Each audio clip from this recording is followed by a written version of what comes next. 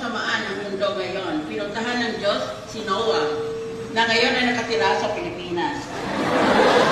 Inutos sa kanya ng Diyos, gumawa ka ulit ng isang arko. Ilagay mo dito ang 2 pares ng bawat hayop sa mundo.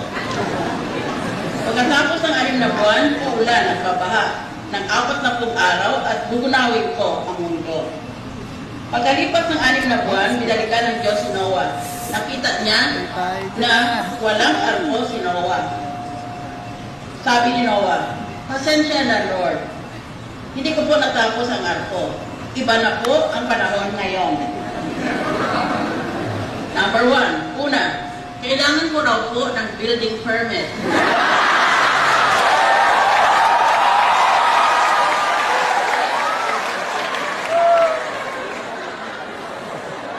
Sunod, nahirapan po akong makakuha ng kahoy na hindi galing sa illegal logging. 3, mahal pong kuryente pagawa ng arko. Hindi pa ako makakuha ng discount sa meron. 4, nahirapan po ako makakuha ng environmental permit sa DNR dahil sa mga endangered species na dadalhin ko.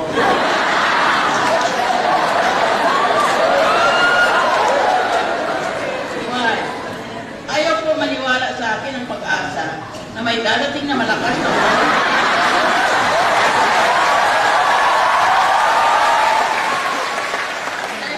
equipment nila. 6, pinapa-lifestyle check ako ng BIR. Dapat daw magbayad ako ng quiz. 7, hindi din po ako makakuha ng funding sa Congress. Hindi raw nila gusto yung NGO ko. Patawad po, Lord.